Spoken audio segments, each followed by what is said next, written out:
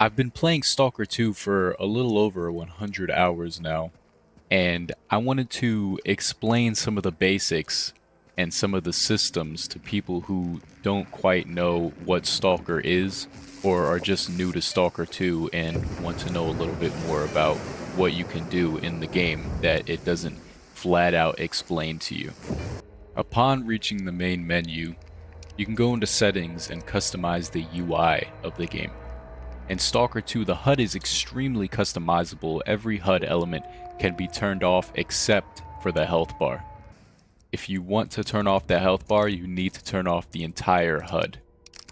If you want to have the compass or the ammo counter on, you have to have the health bar on as well. There's no option to turn it off except for if you turn the entire HUD off. Playing with the HUD off is less inhibiting than you would think, and the most immersive way to play. Many of the status effects are noticeable on screen, such as radiation level, bleeding status, and psi effects. When using medkits and bandages, the on-screen effects communicate what your status is pretty well without the HUD elements. For instance, if you use a medkit, the screen will flash a tinge of yellow, and when you're using bandages, the blood on the screen will disappear, indicating that you're no longer bleeding. A good way to check your ammo and weapon details is to bring up the radio menu. It'll show you the ammo count, ammo type, and fire modes for every weapon you have equipped. The only things that are hard to track without a HUD are your hunger status and health level. I hope in a future update they add the health bar widget to the inventory screen as in previous games, so whenever you open your inventory, it appears when playing with no HUD. If you're playing on PC, the most important keybind to know will be F5. F5 is the quick save, which you should be doing often in Stalker. Unfortunately, you cannot quick save during direct combat encounters. I believe when the enemy knows where you are and is actively pursuing you is when you cannot save the game. But if you run away or become hidden to your enemy during an encounter, you can save. You can use the scroll wheel on your mouse to change weapons, and if you click the scroll wheel, you can even turn your flashlight on and off instead of reaching across your keyboard and pressing L. This is very important because I didn't even know this for the first 20 hours playing, that you can use the mouse scroll wheel to change your flashlight on and off. To change weapon attachments on the fly, hold T or D-pad up on an Xbox controller and use your mouse or numbers 1 through 4 to navigate the menu. To quickly detach all attachments from said weapon, press F while holding T. To quickly change ammo type, you can press N or the second side mouse button, or LB and X at the same time on an Xbox controller. To quickly change fire mode, press B or the first side mouse button, or LB and Y on an Xbox controller. To take all when looting, press R or hold X on Xbox. If on PC, I recommend rebinding the quick access buttons to F1 and F2, and then changing the leaning keybinds to Q and E. I would also rebind the crouch to C instead of control, but that's up to you. In many ways, looting is directly tied to exploration in Stalker 2. The term seek and you shall find is heavily implemented in Stalker 2. If you explore the various marked and unmarked locations, you will be rewarded with loot. It won't always be a unique gun, but it will almost always be a medkit and some bread. This is the reason why you should always travel light on medkits and food items. Oftentimes, the game throws a lot of these consumables at you in large quantities, and you will become over-encumbered fast. So a general rule of thumb is to travel light during general exploration and pack on some medkits when you feel a major story battle or moment coming up. Stalker 2 has a heavy platforming mechanic. If you see a stash above you that seems unreachable, it most likely isn't unreachable. You will find unmarked loot in a bunch of unique places, So go out and jump on some crates and you will most likely be rewarded with some medkits or bread like before. There is a ledge grabbing vault mechanic, but it is very hit and miss on what you can vault and climb. Most of the time, it is better to rely on your hops rather than the vaulting or climbing of a ledge. Human combat is relatively straightforward. They will give each other callouts, giving you clues as to what they are doing and where they are. Oftentimes before throwing a grenade, they will yell out a warning to their team, giving you time to get away from where you are or to shoot down the one who is throwing the grenade.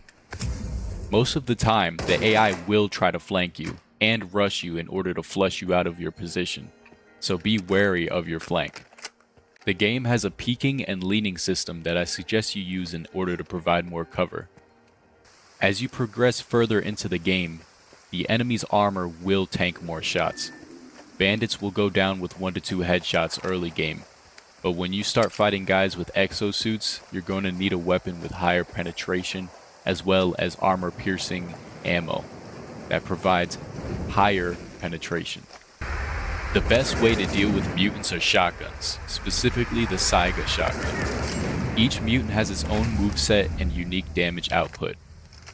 Almost every mutant will hide behind something if you jump on top of a car or a crate in order to dodge their attacks. They will recognize that you're on top of something and they will hide. So sometimes it can be a pain when trying to use that strategy to take care of them. I will be making a separate video on how to deal with each mutant, but for now, just know that most mutants have a charge move that can be easily put down with a few shots of S.T.A.L.K.E.R shotgun shells. Although it seems non-existent, there is stealth in the game. If you use a bolt, you can distract enemies and make them go to the place where you threw that bolt. You can also sneak up and stab enemies from behind and it'll play in an animation. You can also pick up and hide dead bodies so enemies don't get alarmed to your presence. Stealth isn't exactly the most fleshed out system, but it might get expanded upon in the next updates, so keep that in mind. There are different loadouts in the game. Some people use a shotgun and a sniper rifle. Some people use an assault rifle and a sniper. My recommended loadout is and always will be an assault rifle and a shotgun. The assault rifle for humans and a shotgun for mutants. A great early game loadout that I used most of the game was AK-74U and the M860 Cracker.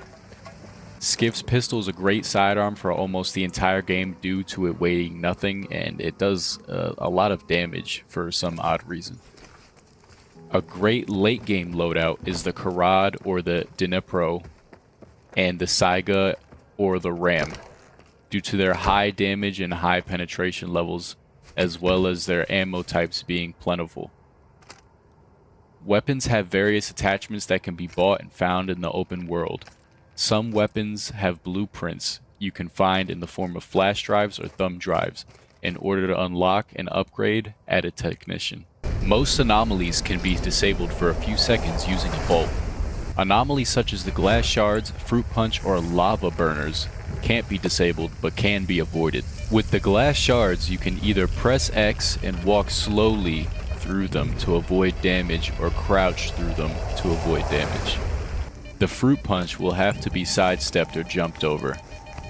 The comet burners follow you, so it is a good idea to run or stay as far away from them as possible. If not, I suggest packing some extra medkits to deal with the fire damage. The traveling anomalies such as the flashbangs and the ball of lightnings are handled differently. Flashbangs can be avoided by looking left to right while walking through an area with them, because they predict your movement. If that doesn't work, run away if they get too close and you won't be damaged. The ball of lightning will only follow you if you have artifacts equipped. Unequip your artifacts before going into an area with a ball of lightning and avoid the anomaly easily. Anomalous areas spawn artifacts that you can hunt for money and different buffs. can be added to your character if you equip them. But keep in mind, equipping most of them comes with radiation damage. Artifact respawns are a little weird at the moment. In lore, they respawn after every emission. Most of the time in game, this is true, but sometimes the respawn is a day or two after the most recent emission. Artifacts are by far the best way to make money in Stalker 2 if you hunt them in routes. See my video for more details on maximizing money and time with artifacts. Some of my favorite artifacts are the liquid rock, which is essential for every playthrough as it provides maximum radiation protection and maximum chemical protection. It can be found in acid anomalies. The magic cube has a maximum radiation damage, but provides strong physical protection against enemy attacks. It can be found in gravitational anomalies. The Thunderberry has a maximum radiation damage, but also gives you a maximum endurance buff. It can be found in electro anomalies. The Night Star has a strong radiation damage and a strong weight buff, so it allows you to carry more. This can be found in gravitational anomalies. The Petal has strong radiation damage and strong bleeding resistance, making it less likely for you to bleed when damaged. It can be found in thermal anomalies. Artifacts are all about balancing your radiation resistance and damage in order to give you different buffs. You can have a technician install a lead container to your suit in order to protect from any radiation damage from the artifact in that slot. There are even arch artifacts, which can be found in arch anomalies all throughout the map, that provide unique buffs such as the Weird Water Arch artifact that will give you radiation protection and increase carry weight, but if you weigh over 50 kilograms, you will have the drunk effect until you get under 50 kilograms. If you become over-encumbered, it will affect sprinting, jumping, and melee stamina. I suggest dropping anything canned and bottled first. These items usually weigh more than other consumables and are plentiful in the world, so it won't be that big of a loss. If you become desperate, drop ammo that is plentiful such as 545 or 9x18. Different suits, artifacts, and the Hercules pills will increase carry weight. There are various bases that are controlled by different factions. These bases offer a safe haven and different services to take advantage of. Merchants are NPCs that you can buy and sell from. Some of these merchants are barkeeps in the different bars in these bases. They will have the ability to give you repeating missions in order to make money or even unique side quests with more story and loot. In Rawstock, Ragman will buy damaged weapons and armor. But Ragman and barkeepers seem to give you less money for artifacts than the other traders. Regular traders give you more money for gear than barkeeps and the Ragman. As far as I've tested, every regular trader pays the same for gear regardless of faction reputation. This may change in the upcoming updates, but we'll see. Guides are NPCs that will take you to other bases for a fee. This is Stalker 2's version of fast travel. Guides are the only thing that seem to be affected by the reputation system. If you are in a good standing with the faction that controls the base that a guide is in, you will be able to use that guide for free. Most bases have a technician that will upgrade and repair your equipment for a fee. I suggest repairing as much as possible and not letting your gear reach the broken level, as it will cost a fortune to repair it. Some technicians cannot work on endgame gear, such as the exoskeleton or the Karad assault rifle. The only technicians that I've seen that can work on these items are the Yaniv and Pripyat techs. If you want to get your reputation up in a certain base or faction, I suggest doing the repeatable missions for that said faction. This will get your reputation up and will give you a guide for free in order to fast travel to any other base that you need to. If you enjoyed the video and you learned something, please like, comment, and subscribe for more Stalker 2 content. I appreciate you guys. Have a good day.